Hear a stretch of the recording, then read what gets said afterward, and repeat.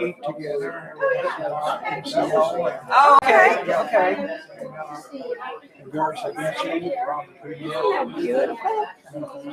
Yeah. Okay, thank you. Well, thank you for coming today. We appreciate it.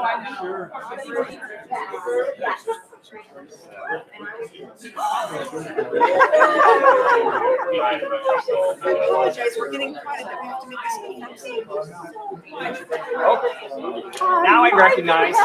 Now I Hi, Marcy. And now that I recognize who you are, it makes sense who you were. So. Yeah, I mean, we haven't seen each other for a while. Yeah, it's been a long time. I'm so glad you're We are too. Yeah,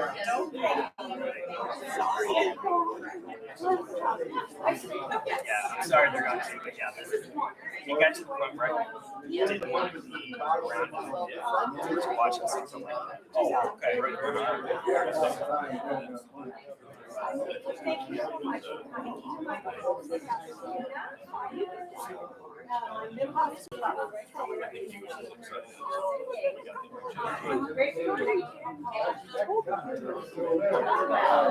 did that with Barbie. They said a year ago.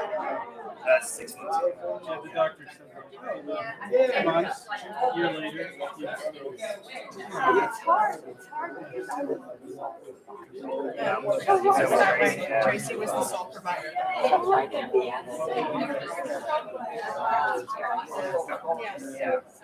Yeah.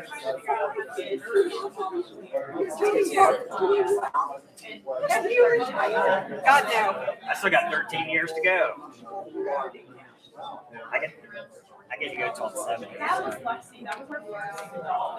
got a lot of years. Yeah. Yes, you do. In fact, we were going through photographs.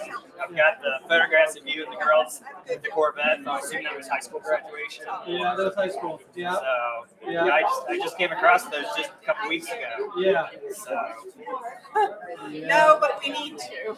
No. Do what? She thinks we look fit. Oh, No, just plump. baggy shirt.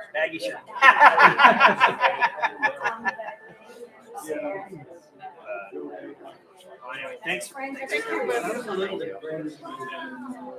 Dr. Kinnear.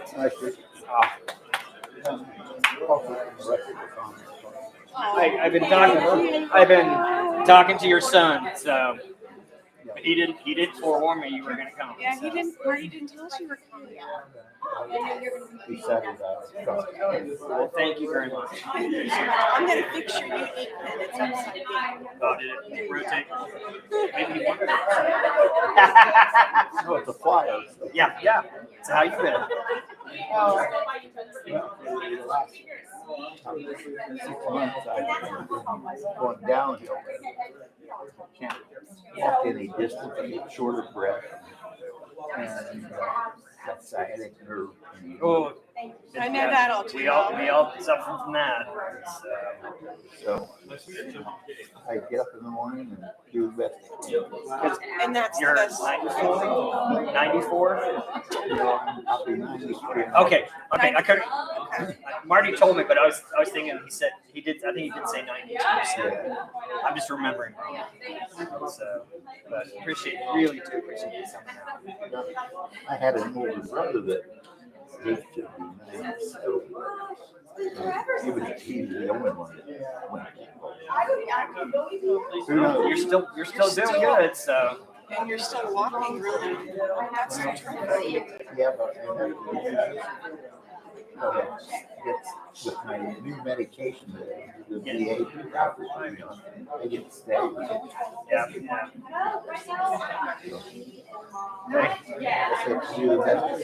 You're still on the green side of the grass. Thank you very much. I don't. You remember my sister? I see him. Okay. Hi, Stevie. Mikey better not have you.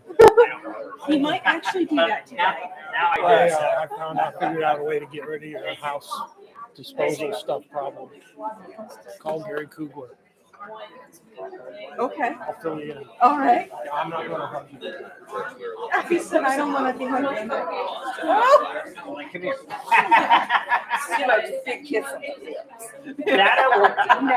That I won't do. Negative Nancy. Negative Nancy. I eat ours.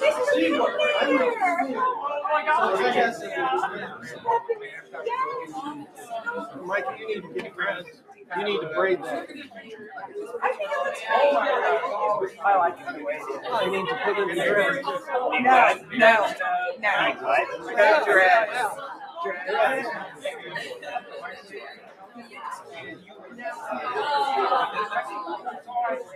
I forget. Do you remember my sister? Huh? Do you remember my sister? I don't remember. I might have said hi at your wedding, but that was 25 years ago. They won't even know.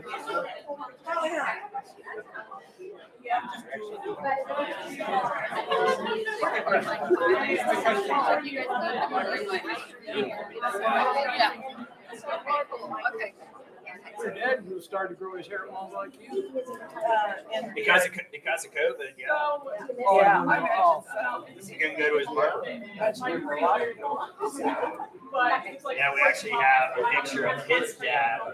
And they're strikingly resembled. I mean, they look like they could be twins. So yeah, it's actually scary how much they look alike.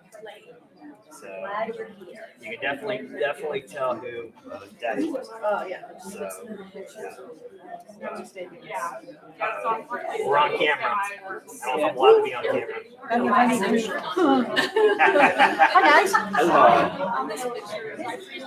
Hi. Hi Gigi.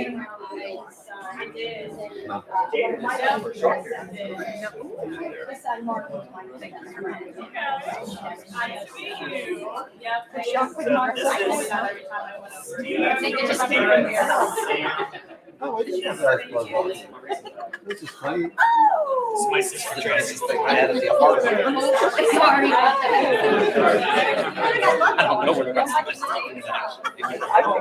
It's somewhere buried underneath the bed. That's true. A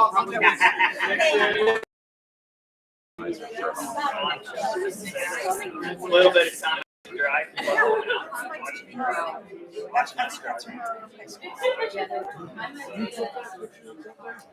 Which one? And can you imagine how much she Yeah. was a senior high school? She was no longer. I don't know where she was a senior high school. They lived in Oahu. Oh, yeah.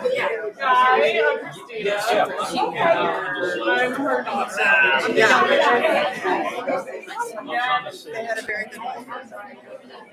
Around that case, Teresa was in. So the guy that Mike is talking to right now, that's the guy from high school. Maybe Tommy and Teresa switched around. I don't think they're. Actually, I just got this picture from New Mexico. They are A couple weeks ago.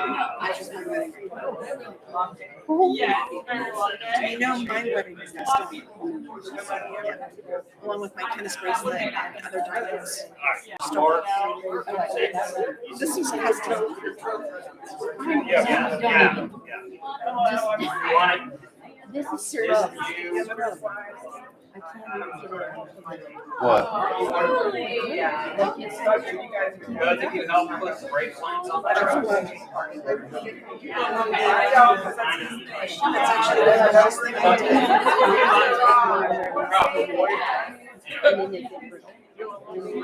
Yeah, I don't remember it. I remember I put lines on the truck. That's all I do help that.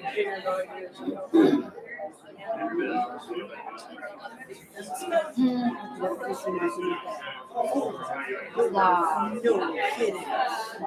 No kidding. It's a little rough when I first walked in. And you can see Adhesive. Garden, Yeah. Tennessee, and Garden. Yeah. It's a little rough when I first got We haven't had a lot of fun. There hasn't been any fun the last several years, huh? Honestly, getting worn down by fun. Gonna save it for me being there. Come on, Mike.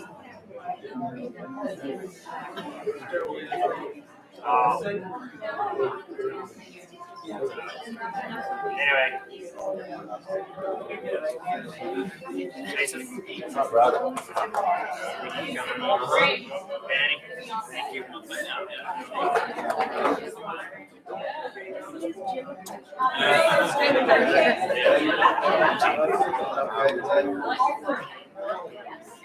Look at how cute.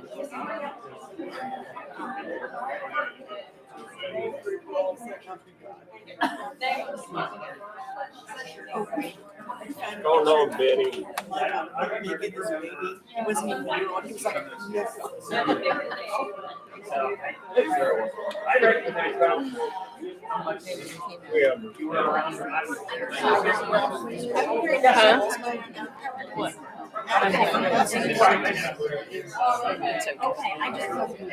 No, it's a shame.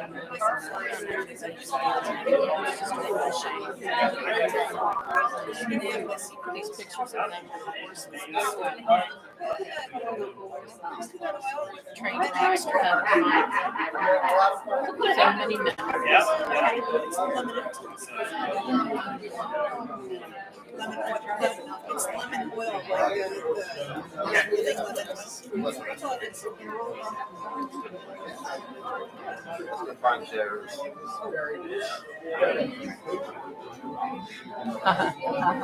Hi, I guess we're gonna sit down. Thank you for coming. We're getting ready. Yes, we're getting ready. Thank you for all you do. Pray for me. Oh, that's so I love your mom like crazy.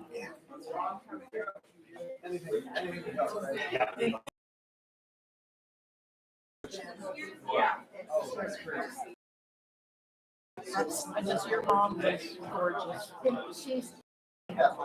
She's absolutely beautiful. I mean, I didn't see a lot of these pictures. She was stunning in high school. Yeah.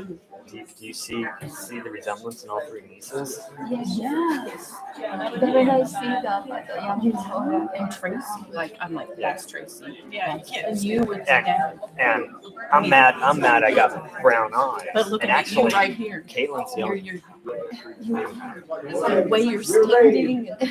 Yes. I did it honestly. You do. It's awesome. Hi, Mike. Hi. I'm your old neighbor, Irene Hikes. Irene, how are you? Oh. So your daughter was just here a little bit ago. Was she? Yeah. Yeah, I was going to try and meet her here, but And I had to. trying to. I wasn't sure if they stayed or was in and out. So, Yeah, she has to work later. Oh, okay. Yeah. Okay. Well, I'm so sorry. I was so shocked. You know. You know, we knew it was coming. I Yeah. knew neither was going to make it. Actually, I was surprised Dad made it to 2022. But I knew they wouldn't see 2023. So, and I think they both knew that it was going to be pretty quick for each of them because they planned to do the joint service pretty much from the beginning. Yeah, really. Oh, yeah. Yeah. So, but they're not paying anymore, and that's right. Yeah. You know. You know, I just loved your mom and dad. And your dad used to come in the car wash all the time. Yep. He kibitzed all the time. They were both great people. Yeah, they were. Yes, they were. I'm Irene Wright. This is my wife, Heather. Hi, This is- Heather. So nice to meet you. You too. This was. Oh, I know the name. No, but so the couple that was. He had the red shirt and did the computer. That was her daughter. Okay. Yeah. That explains why Is, she looked is familiar. her daughter. Yeah. She looked very familiar. That explains why. Yeah. Yeah. So, but Well, if you excuse me, I think I'm going to use the ladies' room before we get started. Talk to you later. all right, thank you. See ya.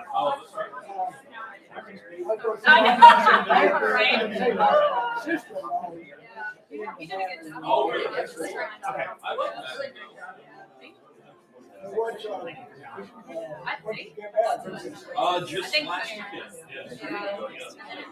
I did. I learned a lot. Yeah, it was worth it. Yeah, it was worth it.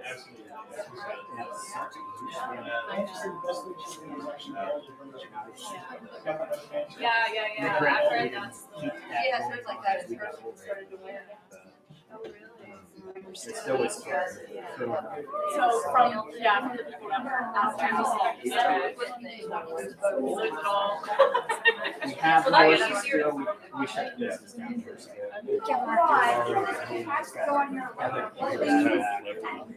Oh, okay, got it. We'll get some. Yeah. She was happy to go out. So like, she's on call. She's got a more generic, simple, and she.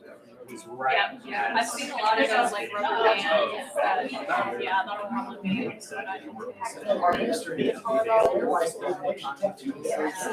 We talked about that. More available. Yeah. And we had it.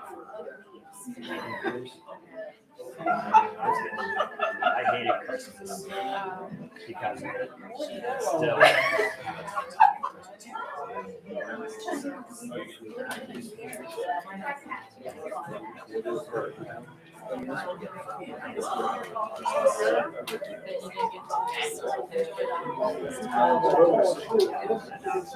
Oh no, we won't. Don't worry about us.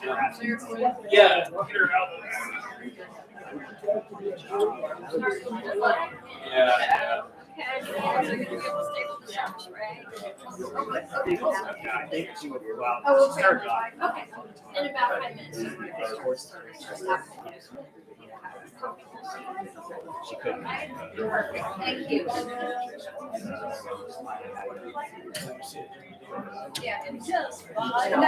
It used to be Karen that said that, and then when they Now, I gotta go. Yeah.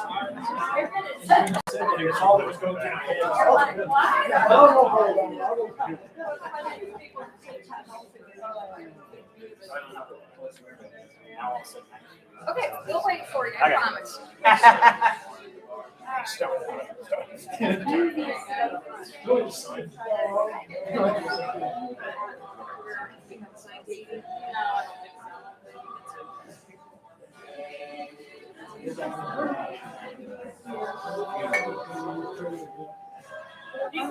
I bring one of those in. Yeah, you can't be too far away. But here, like James said, he has to hear Daddy. Well, that's like my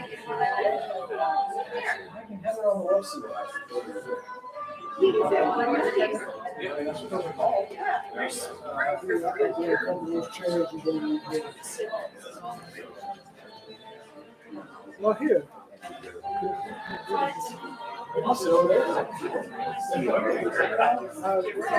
Well, you can hear better. I think you can hear better.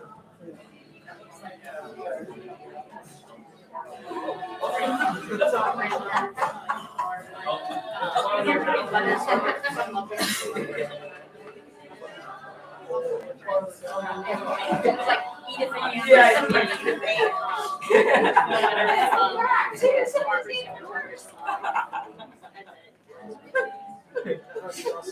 Sit up.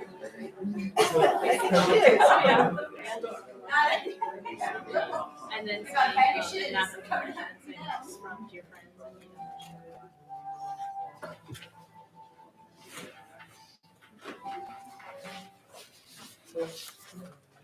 Those are Okay.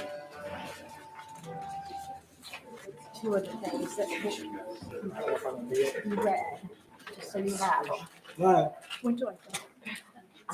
You might just push in there too. I might get a chair so I can be more comfortable. Hello, everybody. Thank you so much for coming. I'm just so happy you're here. Sorry. Where is he?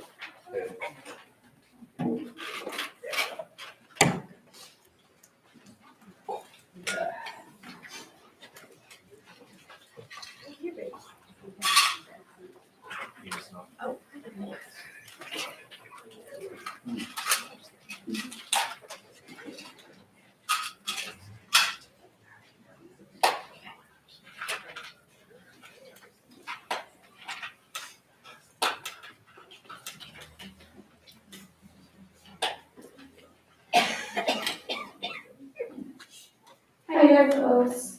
Thank you all so much for coming out today to honor the lives of James and Barbara Scott. We are going to be hearing from a few musical selections, as well as Brian Bennett will be officiating. Before we start the service, if you could please pull out your cell phones and just make sure they are silenced. Thank you.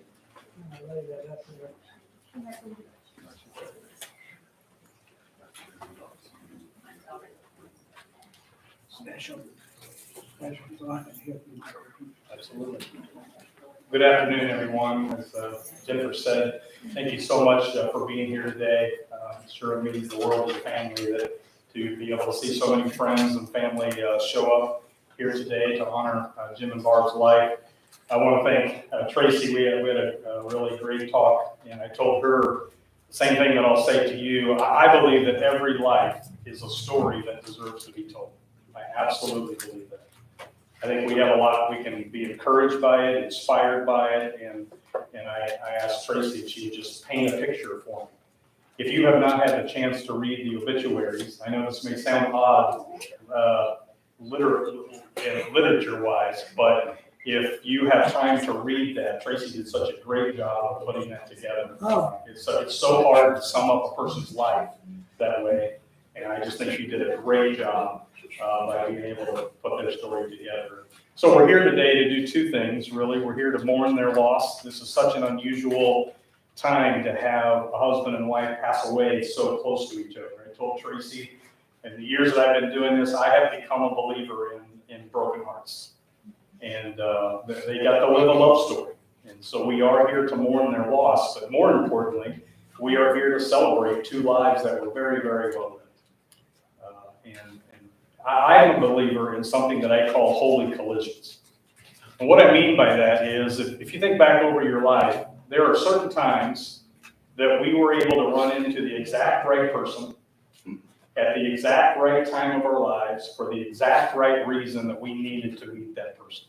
You might be sitting next to one of your holy collisions right now. You think back to that first conversation. How did you meet? Who started the conversation? How did it turn into more than that? How did it turn into what it has today?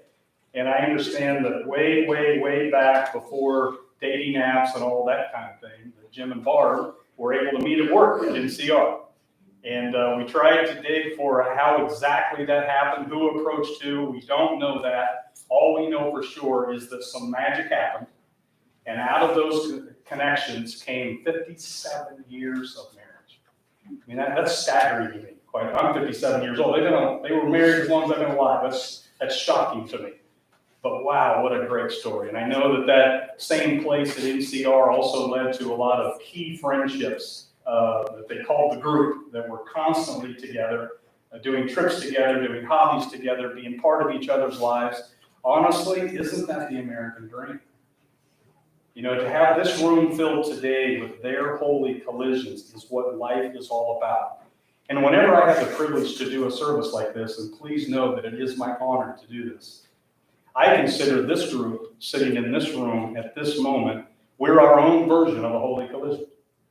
There's really no reason to explain why this group of human beings would ever be together at the same place at the same time, other than whatever your connection is to Jim and Barb and the family. But let's be honest, when we all parked our cars a little bit ago, every one of us have things we're worried about, decisions we're trying to make, maybe things going on in our lives that nobody in this room even knows about. And they're going to be waiting for us when we get back in our cars. My hope and my prayer is simply this, that by the time we get back in our cars, we're all going to be better people because of their story. Because something today is going to inspire us, because the way they did their life is something that we can plug in to the way that we're doing our lives. one of those holy collisions along the way was the gentleman we're going to hear from here in a moment. Jim McCutcheon was a big part of their music life and their friend life. And he's going to come now and share a couple of songs and then have some words to say. So Jim, come on up.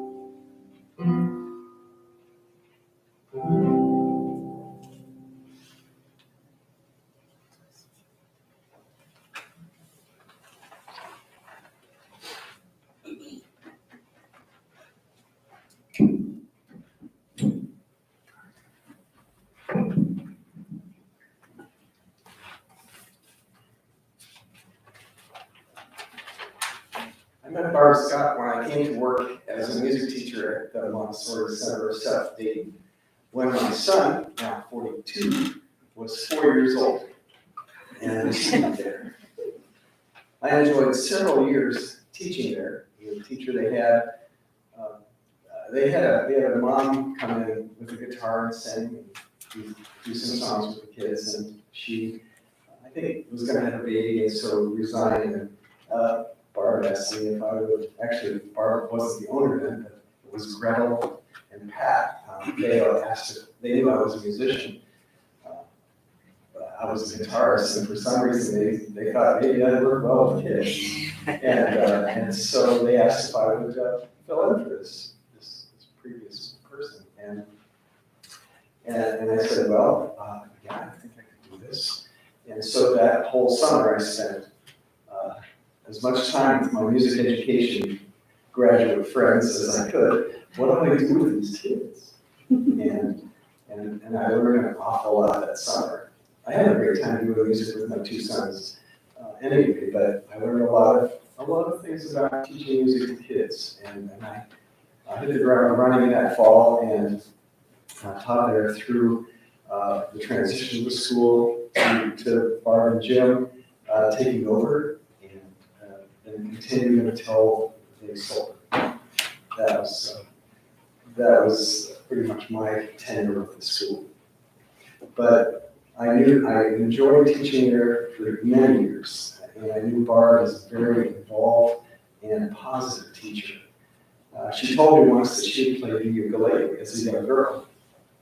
And when she and Jim assumed ownership of the school, it was a transition that could not have been better because both of them appreciated the role that music plays in the development of children. They were living examples of how that early exposure to music lasts throughout a lifetime, adding to our sense of beauty. I was always eager to learn about methods to teach the many lessons of musical learning to children. And Barb and Jim always encouraged me to develop my teaching skills. They provided the support I needed with their enthusiastic embracing of my plans and with the funding necessary for their implementation. They never said no.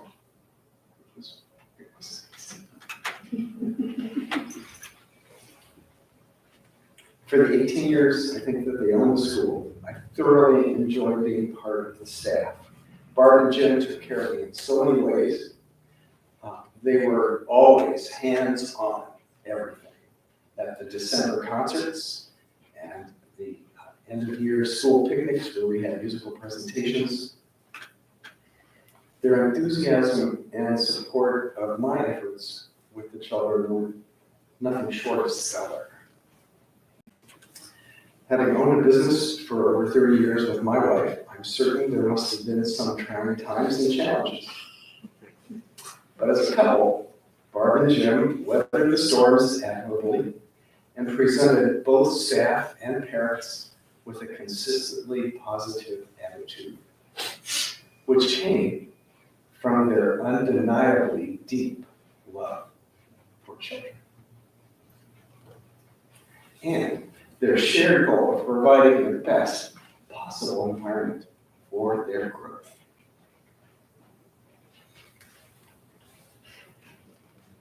Here's a song that encapsulates my years of teaching at their school.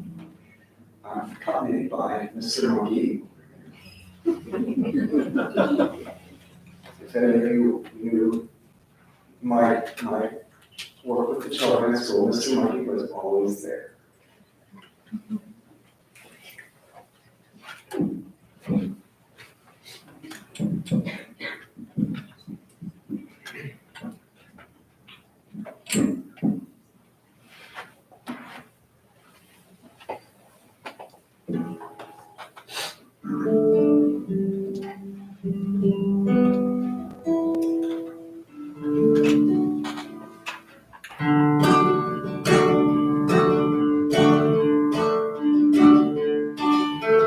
Four hands are working at the table, are young, are old.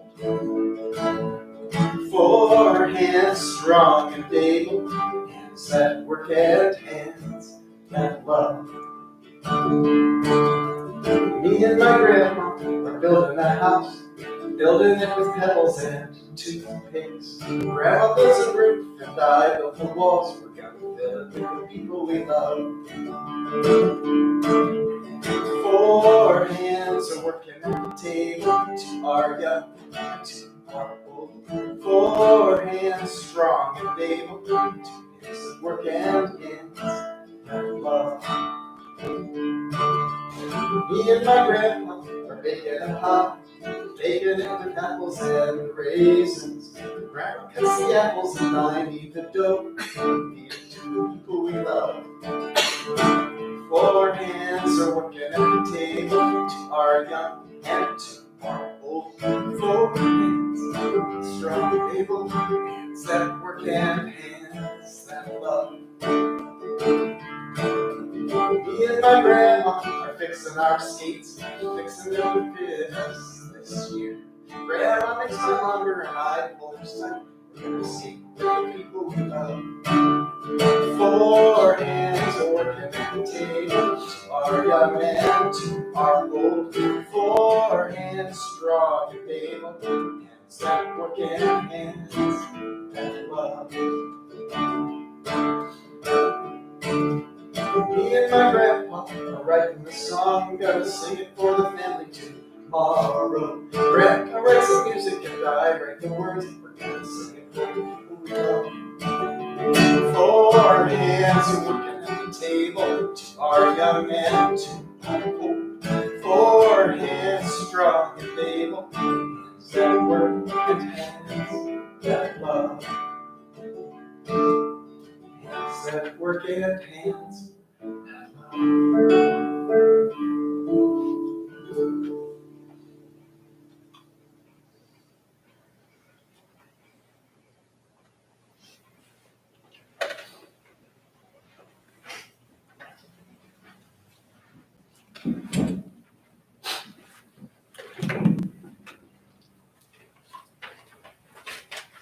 Jim, thank you so much. I know that was important to the family, and music was such a huge part of their life. And I'm feeling to know which song's going to bounce around my head for the next 3 hours. But thank you so much. You know, it's almost impossible to sum up a life in the short time we have here. It's doubly impossible to sum up 2.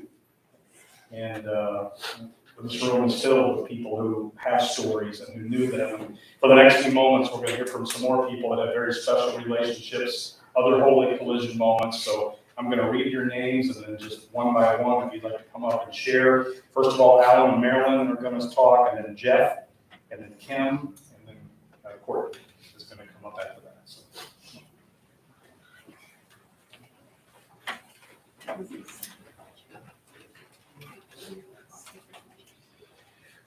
You will be happy to know that I will not be singing for you. You're right. Very happy. We are actually a product of a holy collision. She came to Dayton, Ohio in 1978, along with her best friend, to dump my roommate. She had been dating and never had to break up. We swapped.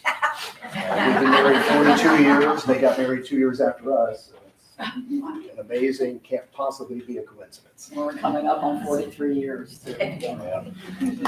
But I met Jim through work. He was working at Year End America at the time. His office was down on 725 by Lyons Road in that office complex. I think there's a Chick-fil-A right there. Didn't have a Chick-fil-A then. But we met. My job there was to develop an accounting software system for them. Back then, everything was just manual. I don't even think they had a computer and spreadsheets. It was before PCs. But the accounting software is why we met. But Jim and I were just 2 people that clicked right off the bat. We hit it off right from the start. We worked great together. The project went well. We laughed all the time. At times we were together, I'm not sure how much work we did and how much time we just spent laughing, with and at each other. Back when it was more appropriate to do so, I told probably more than my share of Kentucky jokes. He told quite a few Pollock jokes back at me, and it was just a great time to be with him. Somewhere around 1984, we had a really bad time in our business. It kind of crumbled around us, and it was really Jim that saved our business and gave us a chance to continue on. And we eventually morphed into from a payroll from a software company into a payroll service, and worked out really well for us. But we really have Jim to thank for that. Not for him, I'm not sure where we would have ended up. Somewhere in the early times, and not too long after we met, Jim met Marilyn at work, his office, for the first time. And we were there working on whatever it was with the software, and all of a sudden she comes in the front door and her hair's on fire. And I should let her describe what happened that day. I don't know why you gave me this job. I have my own job here. Well, it was. We just moved into the house that we were in at that time. time. And I was getting myself going to work, and I got into the car, stopped backing it out. Next thing I know, the garage door fell on our brand new car and took it off. It was only 3 days, I think we had the car. Couldn't understand what was going on. I took off the whole garage and that. So anyway, I'm driving this car over to Jim's office, and I go into his office, and I can be a little bit hysterical. A little bit.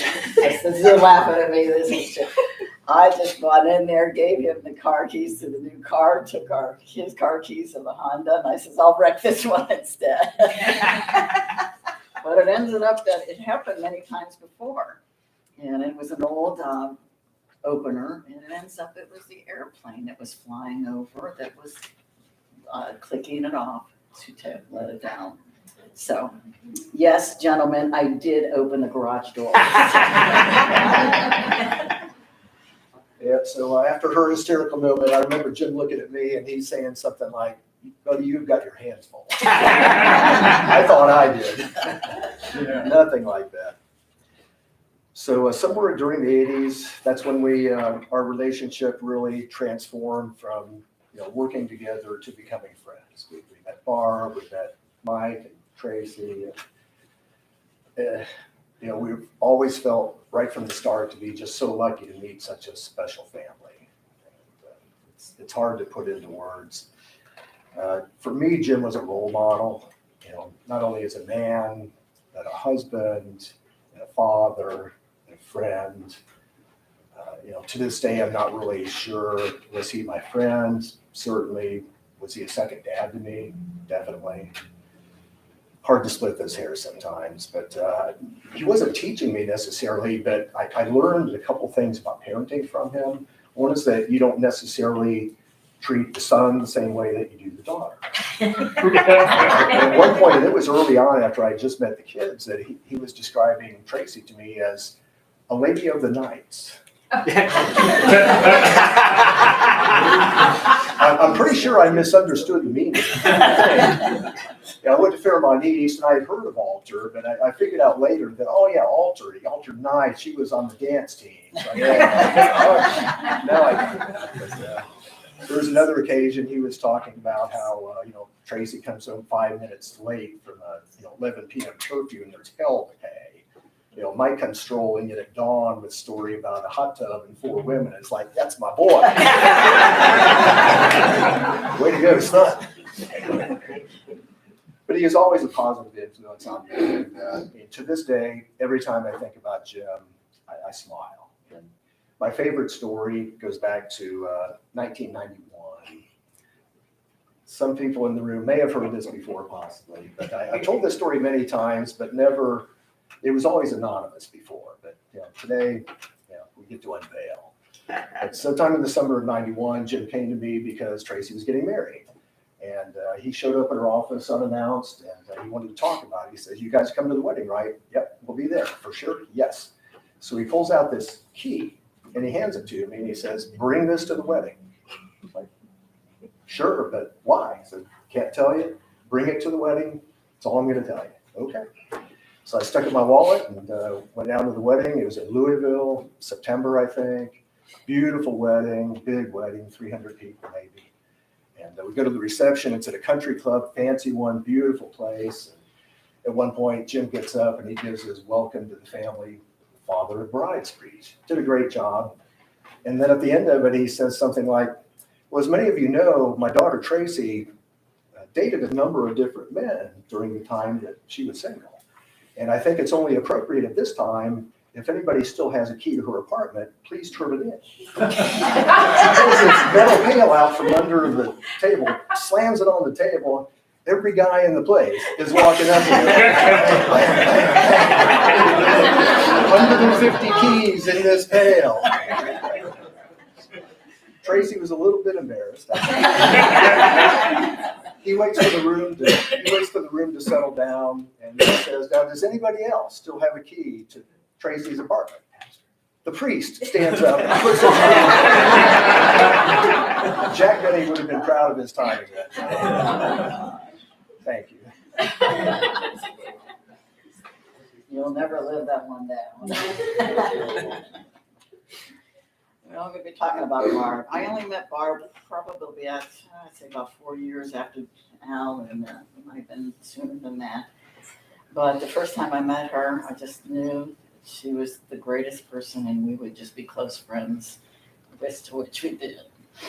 Her kindness and her passion for life was beyond anything I had ever seen. The way she cared for children, especially through Montessori, and then even their grandchildren. It turned out to be just great. She was so proud of you too. Barb was my sounding board. I didn't come out from a family like this. I had a rough time in Pittsburgh. So she was my sounding board of what helped me get through my life in the beginning, especially early in our marriage and stuff like that. But then I became hers when she started getting ill. So that was something that's very special to me. All those times I spent with her on that. One time I was talking to her about how we just got back from Hawaii, which at that point I had no idea she had lived in Hawaii. So she started talking about different things, and we even toured the USS Arizona, and I guess your grandfather was on that boat when they signed the declaration of the end of the war. That's what she told me. That is correct then. Okay, we got her his board. I always thought she was a general, but you said he's what? Lieutenant Colonel. Lieutenant Colonel. Okay, that's what Barb told me. So here we are in Hawaii, and then she tells me she lives in Hawaii. And then she was telling me how it was really special with her father. Every Sunday they would go for drives throughout the country and that. And just one particular one, the music was blaring, she was telling me, but it ended up stopping at that point. And it was an announcement, Pearl Harbor is being bombed. And at that point, Barb said she will never, ever forget the tone of her dad's voice when he said, "We are now at war." So that's the most I ever heard. And you might think you know what war is like, but it's nothing compared to what your parent, Barb, and her parents went through there. So, the other thing too that it was a privilege is that when your grandfather retired, we got invited to the dinner at the Air Force Base here. So that was really special. My father was in the Air Force and he was in World War II. So that's why I connect with all this and I understand all of that. But Barb was a wife, a mother, teacher, business owner, and a great friend. And you guys are so lucky to have that. Yes, you had your issues, which some of the times you called us, which I'm really privileged with also.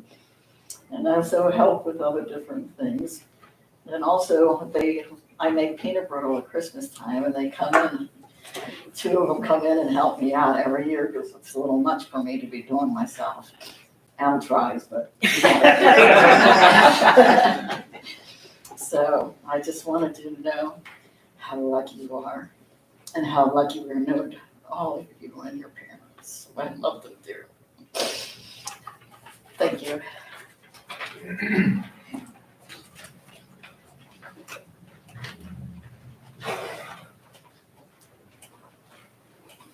Jeff?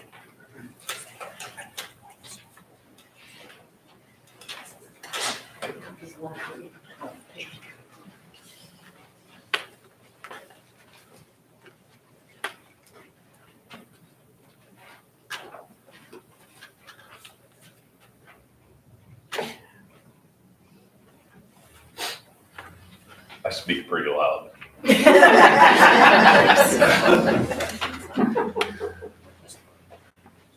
Those are tough acts to follow, and I'm touched. I won't be singing either. You can thank me later. Jim would say, "What's with the glasses, old man?"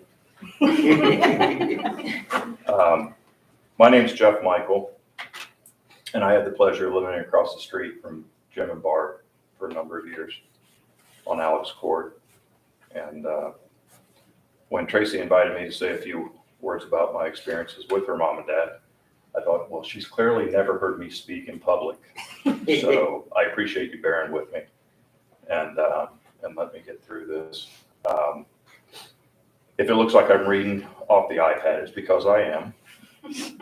My boys laughed at me and my wife begged me not to. And I told her, it's kind of like my teleprompter. And if you watch any news with any regularity, you should probably get used to seeing this by now. Except I wrote what I'm about to say. Jim would approve that message. And by those of you that laughed, I know you got it. So I appreciate that. Honestly, the iPad isn't here to prompt me or to help me remember Jim and Barb. The iPad is to help me from saying too much, because the number of memories that I have of Jim and Barb, I could go on for a really, really long time and you all would fall asleep. And I won't let that happen. I think Courtney's going to throw a water bottle at me when my time is up. So when I start getting stale, I know by the water bottle flying across the room, that's my time to stop. In the very short years, I lived next to Jim and Barb. They became family to me and my wife and my two boys, and they were very patient with us. I was explaining to the girls that the first few days we moved in, there were woods, and I had promised my wife when we bought the home, because we came from a home where the boys had a backyard to play in, and this house really wasn't conducive to that at that time. So my wife left town one weekend to a baptism. Her sister's baby was getting baptized in New Jersey. So she took the boys and went to New Jersey. And I had a friend that was an excavator. And we blew the place up. And Jim kept walking over and saying, "What are you doing?" And I said, I have a vision. And there were some trees that we took down. I said, I hope I'm not hurting Barb's feelings. And he said, no, she just wants to know what you're doing. And it took us about a year to get this place to where we wanted. We rerouted creeks and we put grass in and we did everything that we could to make it look like a park. And she ended up really, really liking it. And, I always appreciated their patience because I had trucks out there and I made a mess of the sidewalks. And, like I said, they were just great people from the get-go. And to this day, I kind of wonder, what they were thinking, because Jim was the type of guy that was mowing his grass in khakis and white gym shoes. And I was out in steel toe boots and cargo shorts with a ripped t-shirt covered in mud. So it was definitely a trying time for them, I know. But, I loved every minute of it, and I hope they did too. I know we shared a lot of memories out there in that yard. And it's really an honor to have this opportunity to share a few thoughts and memories as we gather here to celebrate their lives. And I don't want to take away from what you had said earlier about, the mourning part, but I do want to focus on the celebration part, because I feel like that's why we're here. I know some of us are hurting, and that's only natural, and that's fine. There's a time for that, and you can't just turn it off and on. It's not a spigot that you should turn off and on. You're going to hurt for a while. I've been there, and it doesn't go away quick. But the hurt gets replaced by memories, the really good memories and stuff, and that's really cool when you get to that point, and you will get there. It just takes a while. So in celebrating their life today, I like to focus more on the meaning of celebrating life. And we're going to celebrate Jen and Barb's personal accomplishments. And you've already heard some of those through the Montessori school. You know, that was the passion. And you could tell that was unbelievable what I saw those people do day in and day out. You know, even if you were, if you had kids that went to school there, if you were part of the school in any way, you know the commitment that they had. I got to see it more on a personal level of the time commitment because I saw taillights and headlights. So I knew the times of day that they left to go to the school and then when they would come back. And it was unbelievable the amount of time that especially the mom. I mean, you know, it's kind of funny because as I was reading the announcements of the celebration on the Route Song website, you guys did a great job with that, by the way. Obviously, fantastic. I knew Jim was called Jimmy, you and Michael, Dad, Pawpaw. I never knew your mom was called Zippy. I don't know where that came from, but I shouldn't be surprised because that little lady was zipping in and out of that driveway. And I'm sure those of you that worked with her at the Montessori school, she was probably zipping around there. You know, she had this enormous amount of energy and just, you know, the true passion. And my wife, Kim, and I were in awe over that because, you know, it was just always positive energy and just always moving. It was fantastic. Really, really cool.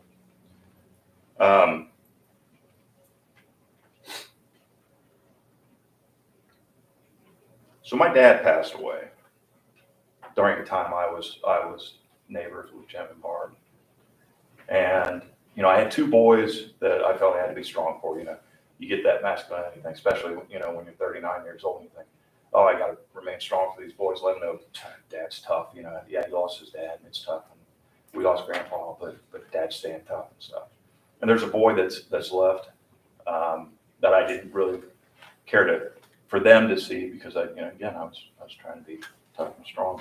But Jim recognized that boy, and he didn't try to fill it. And I think I heard somebody say something earlier about him being a father figure, and not necessarily trying to take the place of my dad, but just, you know, being there and listening.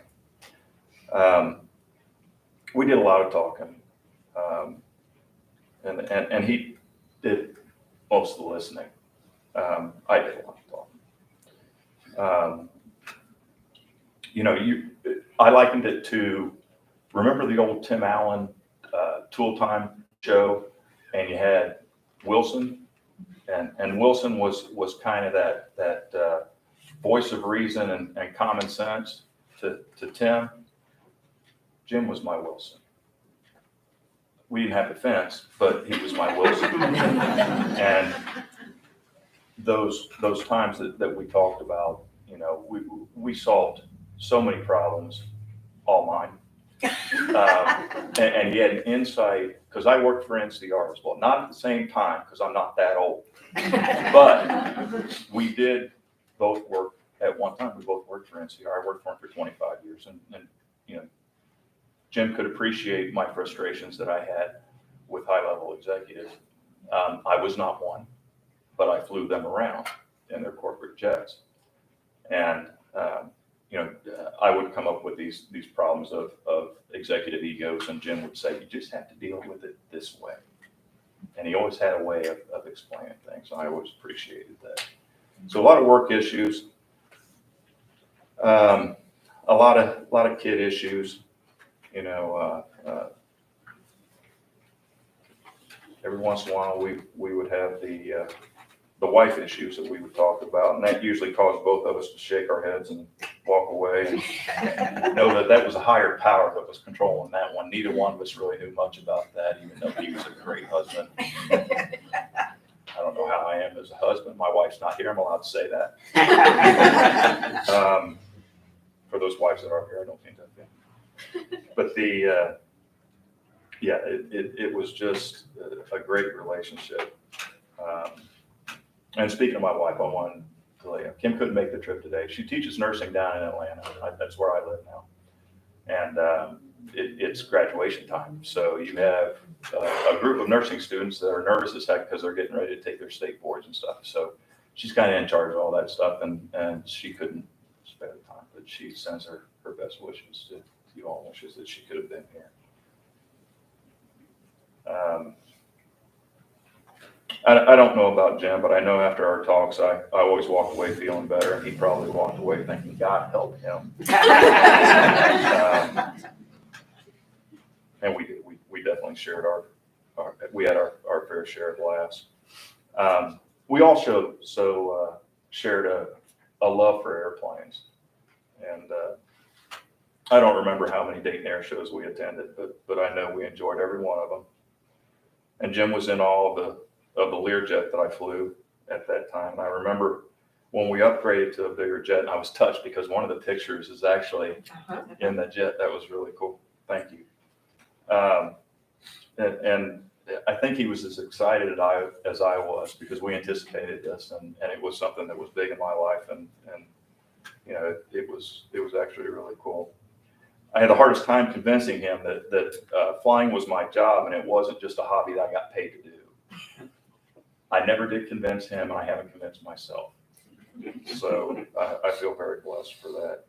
And Jim let me know, you know, that was kind of a cool job, and I never took that for granted. It was always kind of cool to have somebody think that your job was fun and something that at one time I think he wanted to do and could have done very well, I'm sure. I give Jim a lot of credit for my career. He always had a word of professional advice and instilled the confidence that kind of a father could give a son. And Michael, you know exactly what I'm talking about. And it's one of those things that you know, when tough decisions had to be made, and there were a few of them, I always felt very comfortable about bouncing those off of Jim. And it was even after I had left Dayton. And the irony of me leaving Dayton was kind of on Jim in a way. When NCR spun off Teradata, they spun off a part of the aviation department as well. So my boss went with Teradata, and I approached Dad and I said, hey, my boss has asked me to follow him over to this new company. And I'm thinking that that's probably the safer move, because I don't know, you know, what's going to happen. And I felt comfortable. I really loved working for the guy that I was working with. He's a great pilot, great boss. I said, but the other side of that is, if I stay, then I get to be the boss. And he said, well, that's a no-brainer. I said, yeah, I know. Which side? So I stuck around and became the boss there at NCR. And the bittersweet thing about that was, as you all know, NCR moved out of Dayton back in 2009, 2010 is when we moved the aviation department down to Atlanta, Georgia. And it was a heartbreaking time. It was an exciting time, but it meant that I had to move away from Jim and Barb.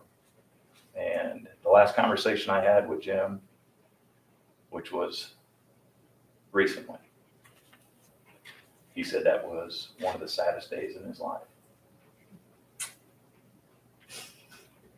It was for me too.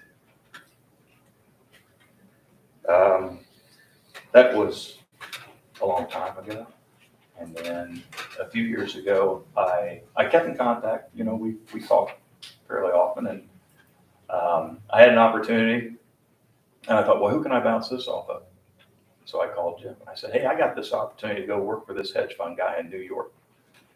What do you think? And he goes, that's a no-brainer. There I was again. Which side?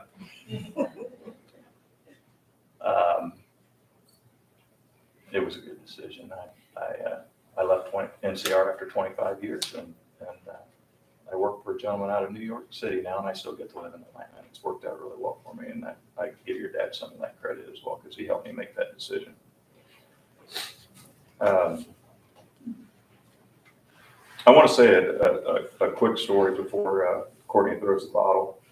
That I was just going to share this, and you know, it's living in that cul-de-sac there in Alex Court. We had a few quiet parties now and again, and it was always more fun when Jim and Bart could join us, they would come over. And I remember one night specifically, we set up a karaoke machine. Relax, Tracy. Jim, I am not going to sing. Although Bart told me I did a really good Elvis. Bart was reluctant to participate that night. But after a tiny glass of strawberry daiquiri, I talked her into getting up and singing a song. And you guys may have heard this story before. And she did it. And as a matter of fact, she sang several songs. And she had so much fun singing that she didn't want to give up the microphone. And she didn't. And she was good. She was much better than my Elvis.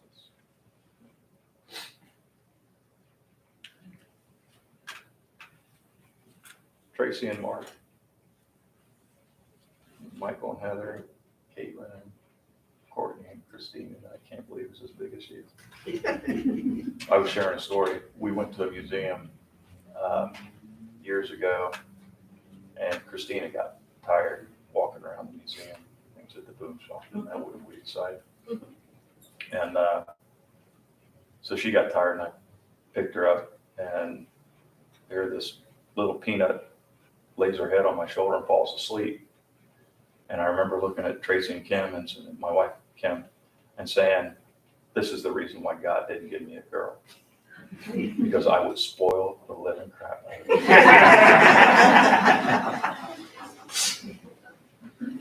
Thanks for giving me the opportunity to say a few words. This was a pleasure, and it was an honor. Thank you all for listening. Thanks for not throwing a water bottle.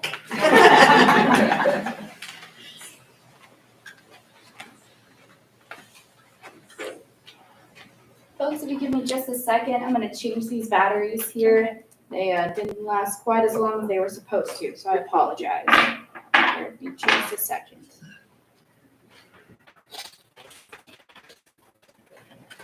Jim, you could play a song for us? Sure.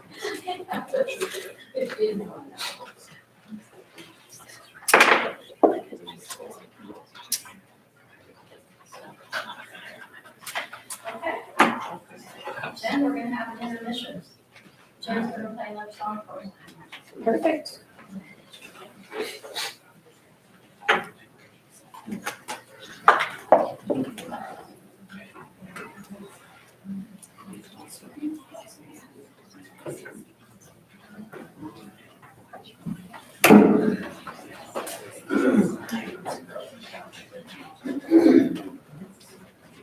You're all set.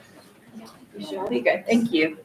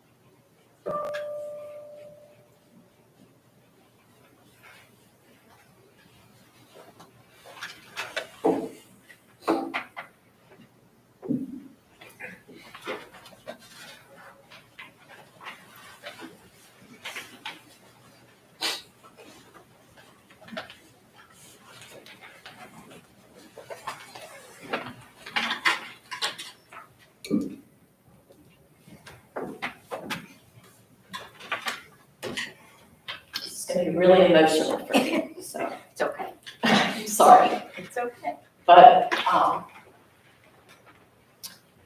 when I was 19 years old, I went to work at the Montessori School of South Dayton. And that's where I met Mrs. Scott. She was really kind and nurturing to me. And we became friends pretty quickly.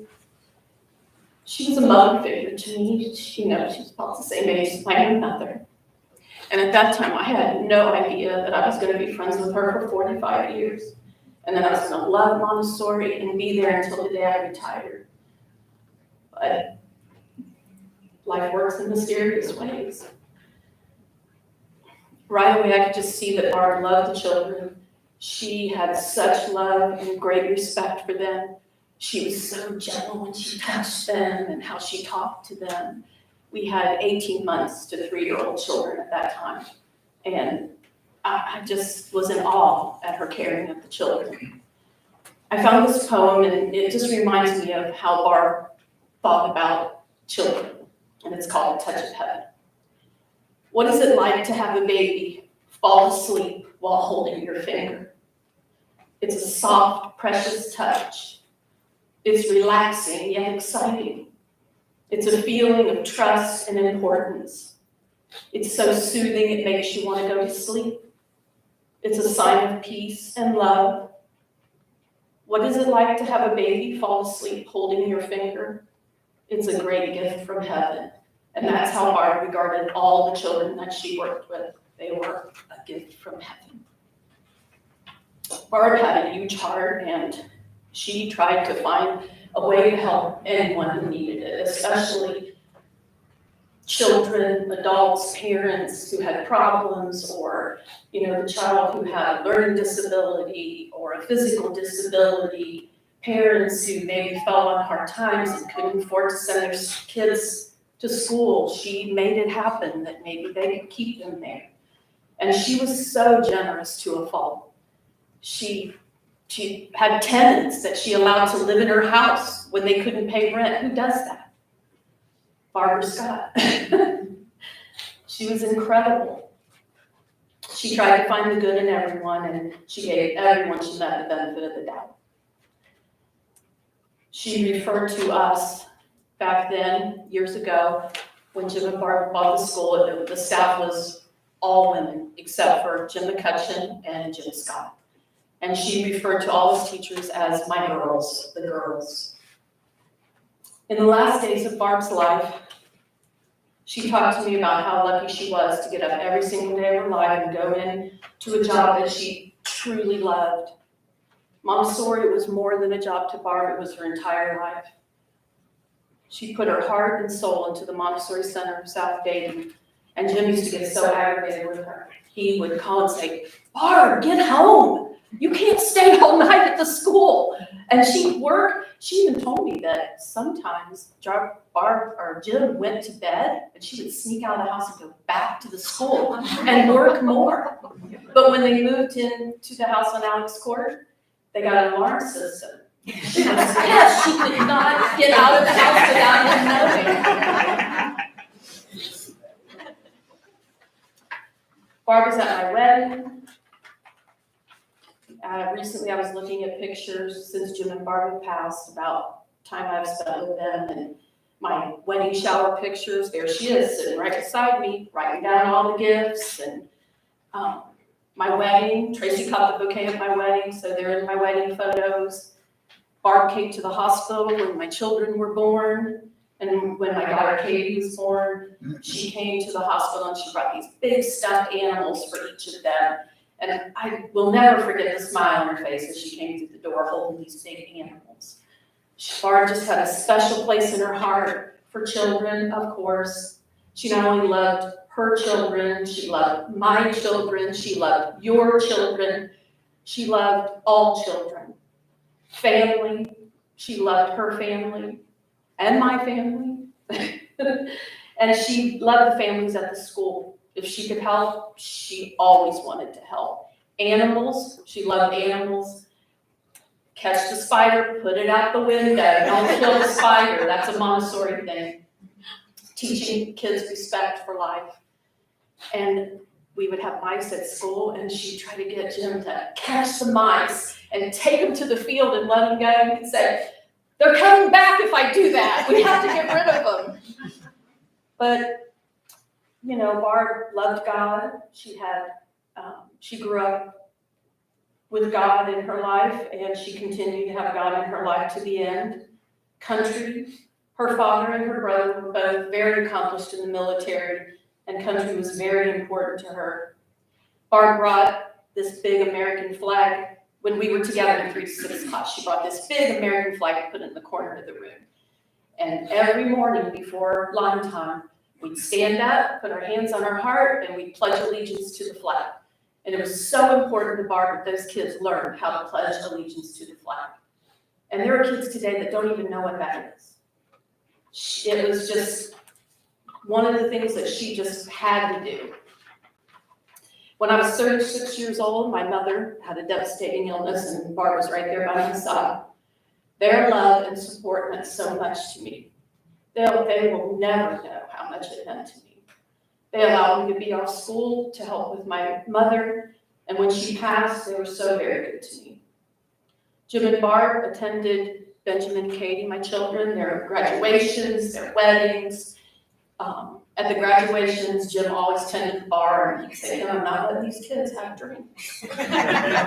Jim liked Captain and Coke, and I liked Captain and Coke, so we shared many a Captain and Coke together. We celebrated lots of Barb's birthdays with girlfriends, Chunwa, Debbie, myself.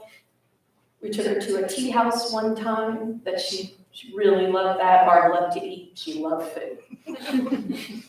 And another special birthday was at Ann Kearney's restaurant. Ann made up a special birthday menu, and it had Barb's name on it, "Happy Birthday, Barb," and they treated us like queens. It was very nice. Barb and I would talk on the phone for hours. Jim would get on and he'd tease or say something silly, and then say, "Okay, I'm gonna let you girls talk." And I think I'm gonna miss that the most. But, you know, she talked about her granddaughters and her kids. She talked about my kids, my granddaughters. My son's a police officer, and she just worried about him endlessly. She was very selfless, very, very selfless. A few years ago, when Barb's health was declining, she called me one evening, and she thanked me for our friendship. And she said, "Kim, I apologize if I've ever done anything to hurt you." She never hurt me, never ever hurt me. You know, we were friends for 45 years, and with that comes sometimes disagreement here and there. But Barbie was always, always full of love. She never ever hurt me. She was my girlfriend, and I loved her so much. When Jim and Barb purchased the school, I got to know Jim a little better. He was a rascal. He was always teasing everybody, and yeah, he liked to stir the pot. Jim, he loved their home, and he loved their yard. He spent so many hours making the yard beautiful, and it was beautiful. There were fountains and lots of beautiful flowers, and, you know, he loved birds. He put all these feeders and things in the yard to attract birds to the yard, and they had beautiful birds in that yard. He loved photography, and he took pictures of all the graduations, all the weddings, all the everything. The arts, he loved the arts. Dayton Dragons, he often offered us tickets to the Dayton Dragons games whenever he and Barb could not go. The stock market, and that drove Barb crazy. Politics, huge on politics. You did not want to get it going with him because he would not stop talking. Jim was a handyman at school and at home. And he was full of life. He wanted to experience everything there was to experience in life. He just dove in head first. He could build, he could fix, and if he didn't know how to do it, he learned how to do it. When Billy and I built our house, Jim was so excited. This was 20 years ago. My husband, Billy, was out of town, and our basement foundation was being poured. And Jim said, "Come on, Kim, let's go let's go to the lot and let's watch the foundation being poured. Well, Jim and I, we went up to the lot and we stood on this huge mound of dirt. And I mean, it seems so simple, but we watched the foundation being poured and took pictures so we could share them with my husband. And, I thought that sometimes you just don't realize how special a moment is until it's gone. At the time I didn't think much of it, but now thinking back on it, that was just a very special moment for me. But you could often hear Jim say, those damn women. Oh, we gave him trouble at school. He would get really, really anxious with us. Well, I got to see Tracy dance with her grandfather for the last time, and that was very beautiful and heartwarming. Tracy has 3 beautiful girls that Jim and Barb love with all their hearts. My family and I attended Michael and Heather's wedding. Michael rode in on a white horse, and we had carriage rides at Poland Farm. It was a beautiful day. Jim and Barb were so proud of their family, and I think that Michael and Heather can say that they had the most loving and caring parents. They loved you so much. I feel very honored to have been included in Jim and Barb's last days. Barbie and I had some good talks, and I got to tell her how much I loved her, and I got to thank Jim for everything he had done for me. They say if you're friends with someone for 10 years, they're no longer friends but family. And that's exactly how I feel about Jim and Barb. They're my family. I'm going to keep them right here in my heart. The timing of Jim and Barb's death, I think, tells us how deep their love was for one another. They had so many friends, and they will truly be missed. And I have another poem. Barb loved poems and sayings, and this one is, I think, describes me and Barb and I, our friendship. It's called My Friend. I came across a falling tree. I heard the branches whisper to me. Is this the tree I used to know? Is this the tree I helped to grow? A simple thing so long ago. We talked and sang, I loved you so. And still do, even now as you sleep. I tiptoe around you, for you I weep. Recalling memories so very sweet. You and I grew together, our roots run deep. Entangled souls of this earth, we were destined to meet. Nothing can part us. I am you and you are me, my forever friend you'll be. Thank you.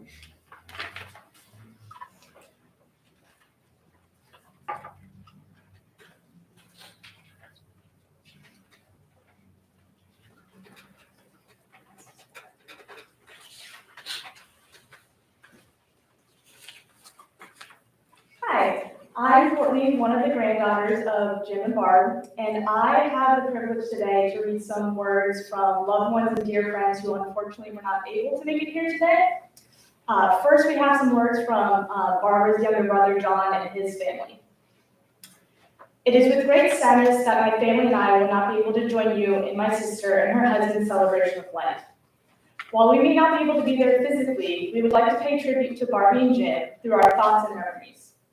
Hopefully, we will be able to share some humorous stories only a younger brother can tell, moments recaptured by my wife Linda, and surprises and influences as told by our adult children Cindy, Beth, and Tom.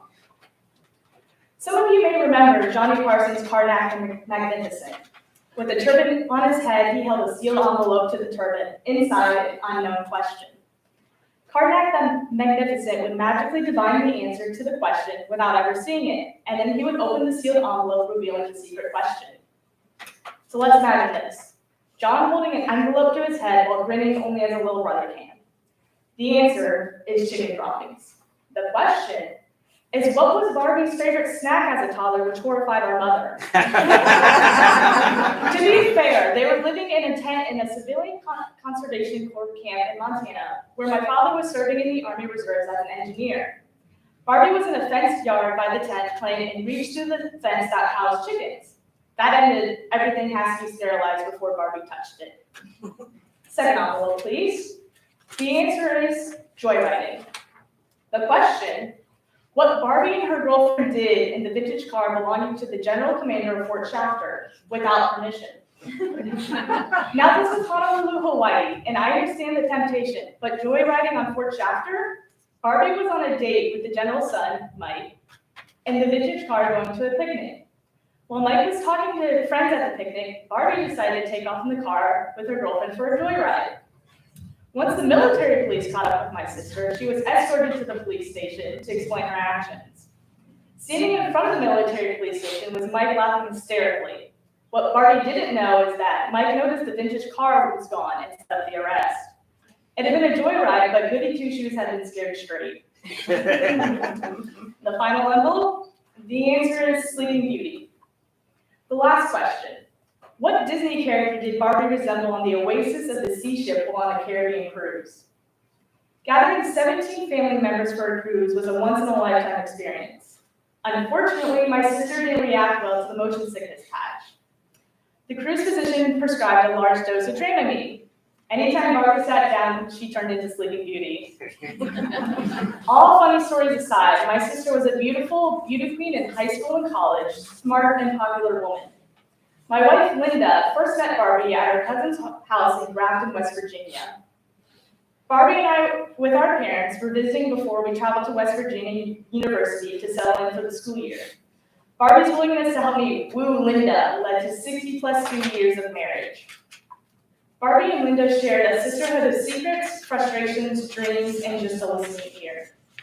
One story Barbie shared was her love of rocks, which led her to pursue a geology degree at Ohio State University.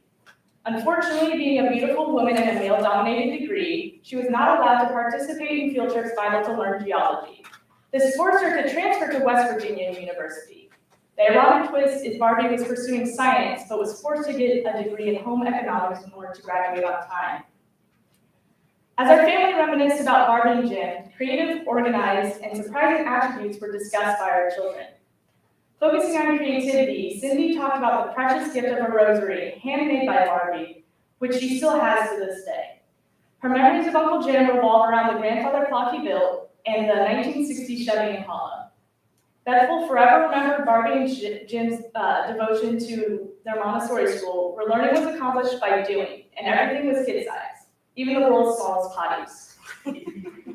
Tom appreciated Jim's sense of humor, long-lived funny emails. Tom recalled his surprise at Barbie bringing her jeweler's loupe to the cruise to look for gemstones. Who knew she was a treasure hunter? The last 2 years have been difficult on us all. The bright spots were the ways we found to stay connected. Our weekly phone calls with Barbie and Jim were a roller coaster due to their struggles with illness, but we found opportunities to laugh and share memories. Even on the day Barbie died, Cindy and Beth were able to talk to Barbie on the phone, sharing gratitudes and one last I love you.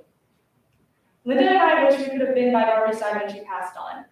I'm glad that by phone, Linda and I were able to share our love and say goodbye within an hour of her passing.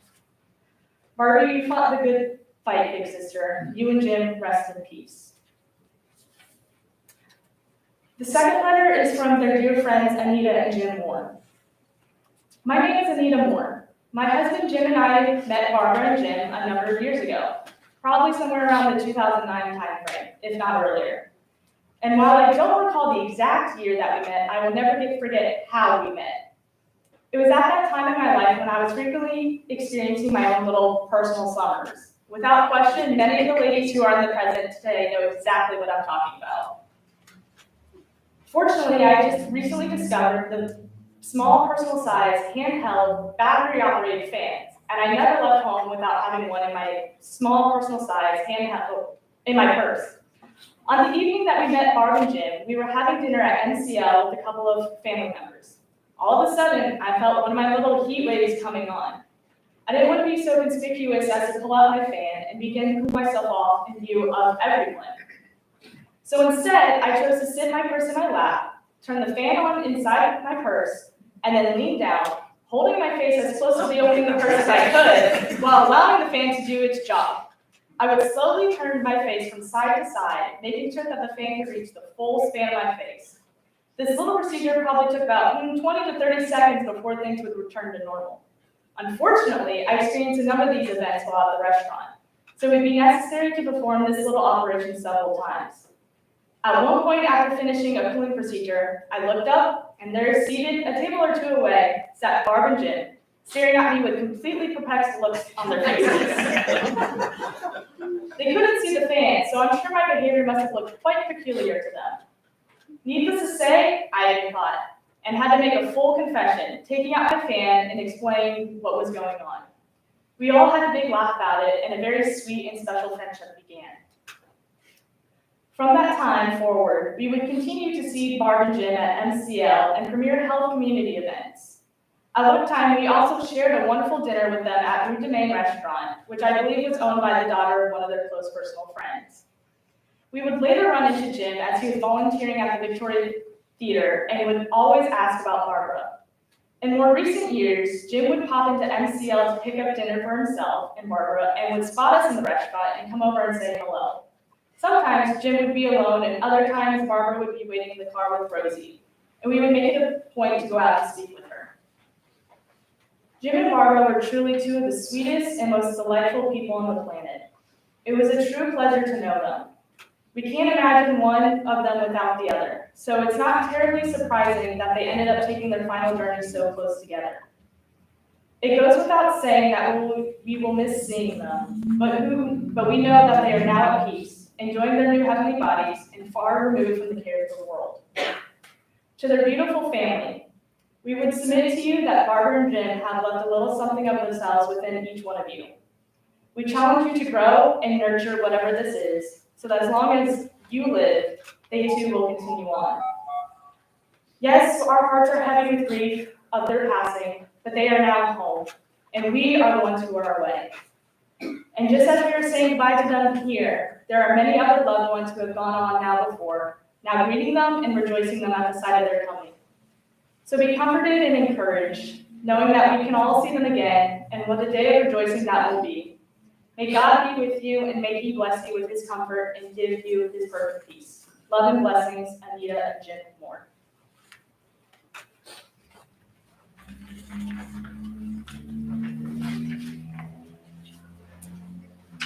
Good afternoon, everyone. You're probably wondering, why is this person from the funeral standing at their napkin already? We're not done with the service yet.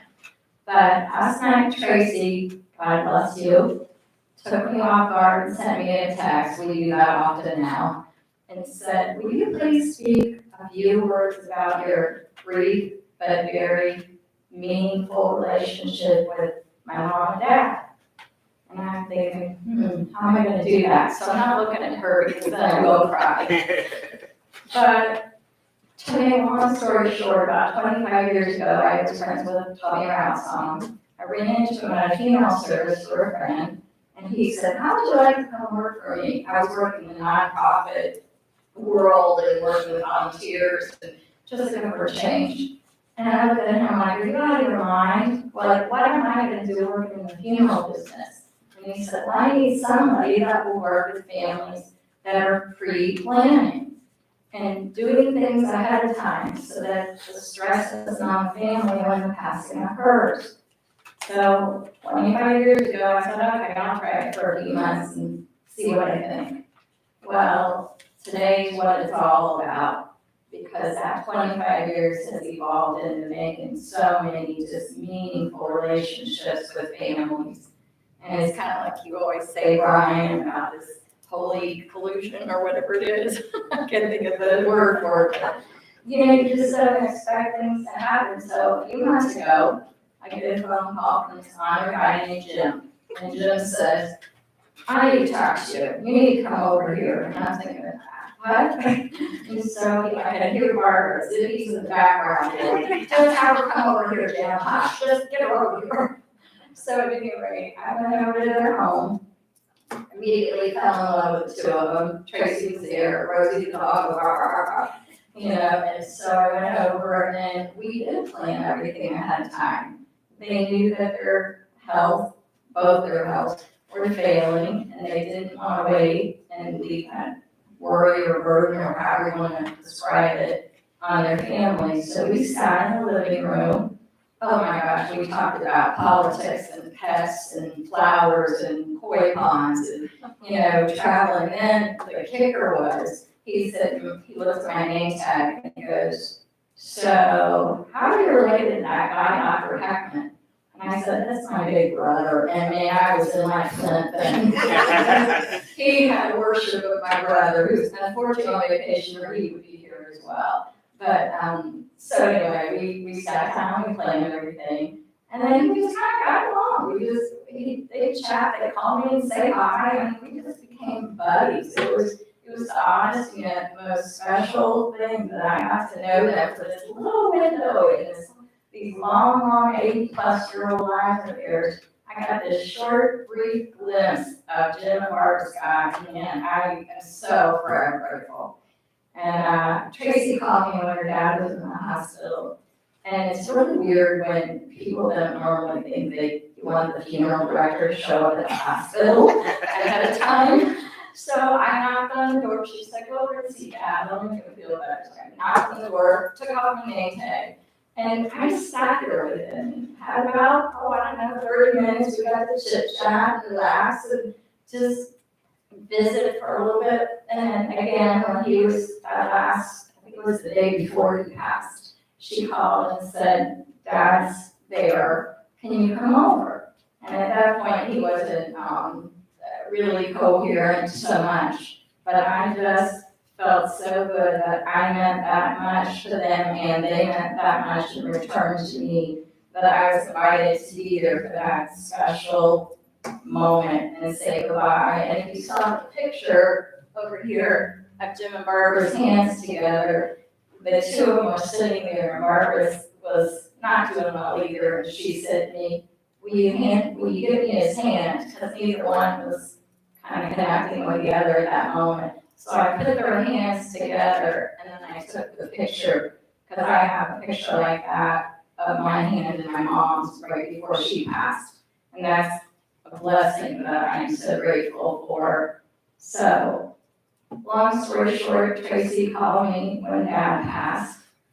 I think at 5 a.m. wasn't it or something? And then again when her mom passed. And it totally brought, I can't even say words today. It totally brought full circle that 25-year ago conversation about you need to come into this business, you make such meaningful relationships. And I get the beauty of knowing people beforehand. My coworkers generally are dealing with people once there's a passing, they've got a grieving family in front of them. I get that beauty of meeting people and establishing a relationship and nurturing that. So there's people like rearrange, we go to lunch, we send each other pictures of new grandbabies or whatever. But I have that just such a blessing in my life. And being here today, and Tracy texted me last night saying, "Just say a few words." I'm like, "Oh Lord, here we go." Because she knows I talk like she does quite a bit. But anyway, I'm so thankful that you let me have this opportunity and be with you, girl. And I was even part of the engagement almost. So thank you. God bless you. God bless all the friends and family that have gathered here today. Thank you.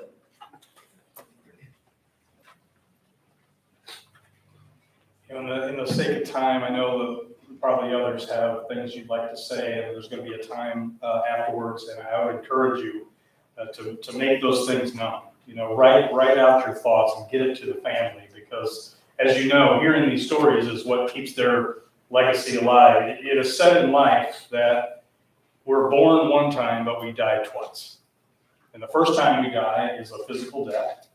And that's going to happen, to everybody in this room. We don't know when, where, or how, but it's going to happen. But the second time we die, in my opinion, is much more tragic, because the second time we die is the last time anybody ever says our name out loud. It's the last time anybody ever tells one of our stories or looks at one of our pictures. And I encourage, it's up to this holy collision of family and friends to make sure that they never die at second time. Who knows how many students' lives were unbelievably impacted by their work there, and how many of you And that's really what keeps our legacy alive. Tracy shared some scriptures that were important to them because I think a couple of you said, I believe with everything that I am that they are in a place today where there is no COVID, there is no memory issues. One of the powerful things I heard about your story is how committed they were to each other through their illnesses. They kept their marriage vows. They made marriage vows mean what they say. And some of the scriptures that are important to them, one out of John 14 says, in my Father's house are many rooms. If it were not so, I would have told you. But I am going there to prepare a place for you. And if I go and prepare a place for you, I will come back and take you to be with me. And I believe that's exactly where they're at right now. The 23rd Psalm says, the Lord is my shepherd, I shall not be in want. He makes me lie down in green pastures. He leads me beside quiet waters. He restores my soul. He guides me in paths of righteousness for his name's sake. And even though I walk through the valley of the shadow of death, I will fear no evil, for you are with me. Your rod and your staff, they comfort me. You prepare a table before me in the presence of my enemies. You anoint my head with oil. My cup overflows. Surely goodness and love will follow me all the days of my life, and I will dwell in the house of the Lord forever. You know, if you share that same kind of feeling today, on a day like today, you don't have to say goodbye to Jim and Barb. You can simply say, we will see you later, and mean that. We're going to listen to a couple songs before we close. And Tracy, last night, emailed me some thoughts that she had to describe what we're going to hear. Jim and Barbara loved music. They had so many songs near and dear to their hearts. The first song is for Jim, Papa. It's from one of his favorite Broadway plays, Les Mis. The second song is for Barbie, or Grandma. It is one of her favorites from her beloved artist, John Denver, as he sings about her family's hometown, West Virginia. The final song is one they both cherish. Thankfully, it was written down. The songs they wanted to play at their celebration of life. It embodies their love, faith, family, and country. You all got to know some really special people. I mean, all of you who spoke today, thank you so much. What a great collection of different relationships that came together to make today what that means. And it is an honor for us to be able to be here today. I'm going to close with a brief word of prayer and get out of the way. To you guys, the family, to the grandkids, make sure their legacy never stops. To the great-grandkids, great-great-great-grandchildren, their lives made a difference. Let me pray and then we'll listen to the music. God, thank you for bringing this unbelievable holy collision of friends and family from all different walks of life. There are probably so many lives that aren't even represented here today, the lives that they crossed. And I pray now that as they are in a place that the rest of us can only dream about, they are together again, they are healthy again, they get to be the best versions of themselves again. And I pray that their lives, their story will inspire us to be able to plug that into the people that are watching us do life, to the people that watch how we face loss in life and everything else on this side of heaven. So God, now as we listen to these songs and see the pictures again, just allow us to be inspired by their lives together. In your name we pray. Amen.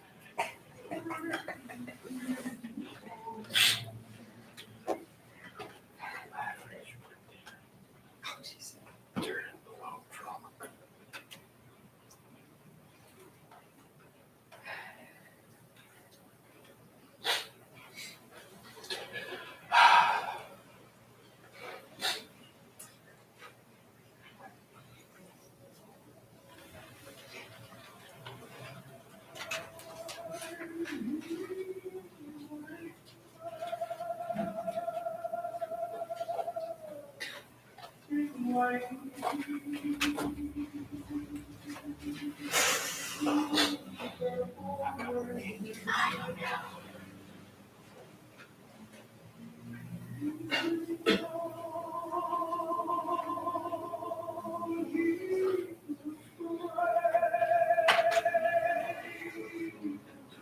blessed.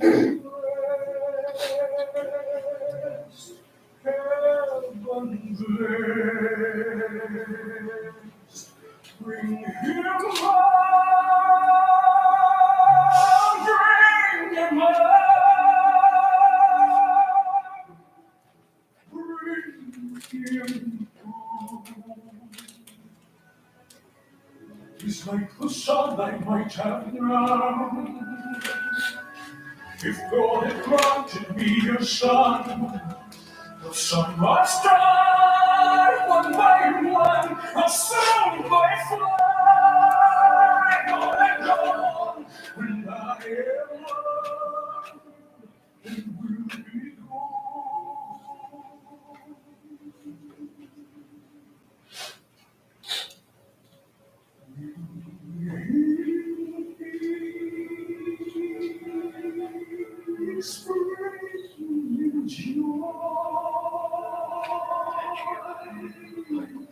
He is young, he is only a boy. You can take, you can get, let him be, let him live. If I die,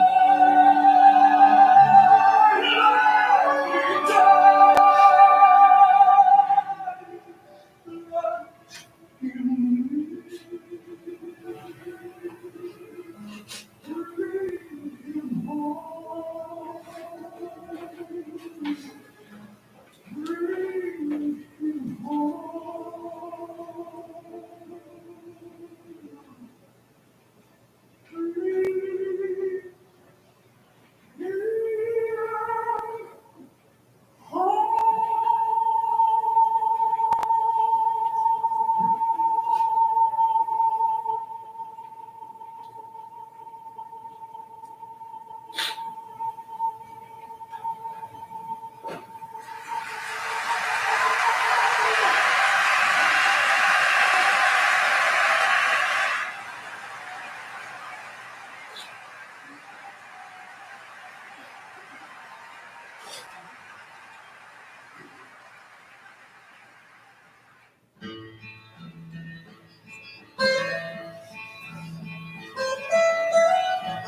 Almost heaven, West Virginia, Blue Ridge Mountains, Shenandoah River. Life is old there, older than the trees, younger than the mountains, growing like a breeze. Country roads, take me home to the place I belong. West Virginia, Mountain Mama, take me home. Country roads, all my memories gather round her. Mother's lady, stranger to blue water. Dark and dusty, painted on the sky. Misty taste of moonshine, teardrop in my eye. Country roads, take me home to the place I belong. West Virginia, Mountain Mama, take me home. Country roads, I hear her voice in the morning hours. She calls me. Radio reminds me of my home far away.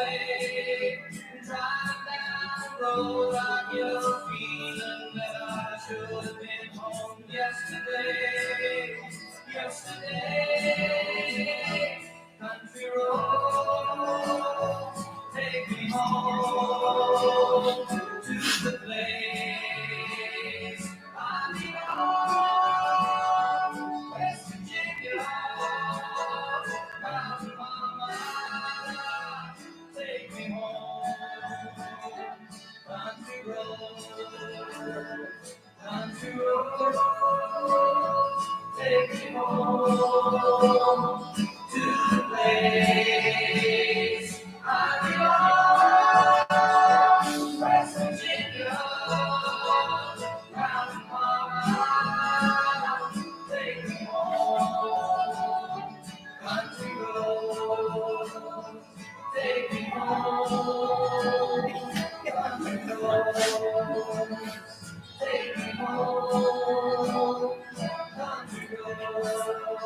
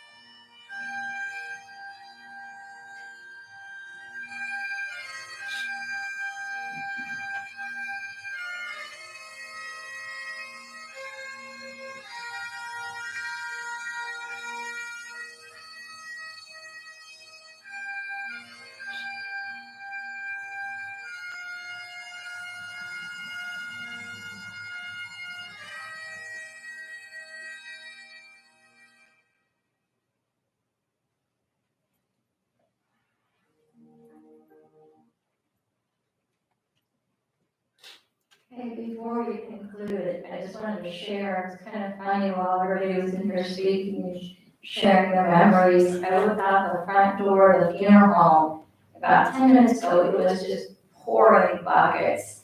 So I think I was kind of clear in the air because now the sun just came out as bright as can be. And I'm totally into those kinds of signs. So I think Jim and Barbara were saying, hey, we're good. And I just want to let you know that right now, Tracy, everyone would like you to join them right next door. There's refreshments, food, share memories, watch some more on the video, and just remember Jim and Barb, because boy, were they special people. Thanks again for being here today, and let us take care of you and your family and your friends.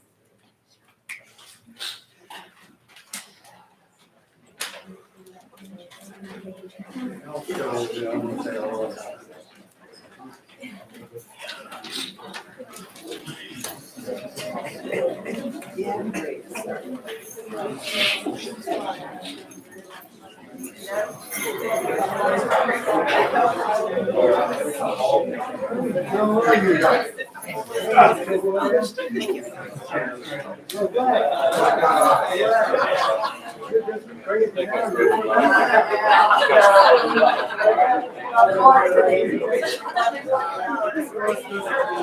I understand.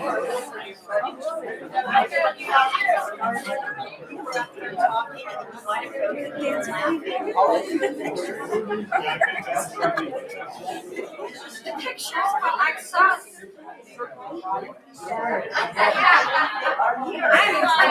I saw them from back there and I'm like, oh boy. I know, just like they were here.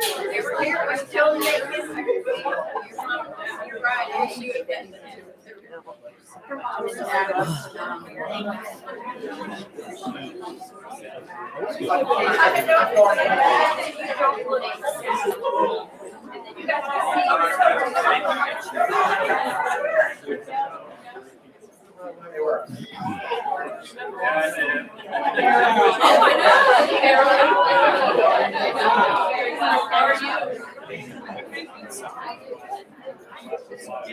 Oh, okay. It wasn't like.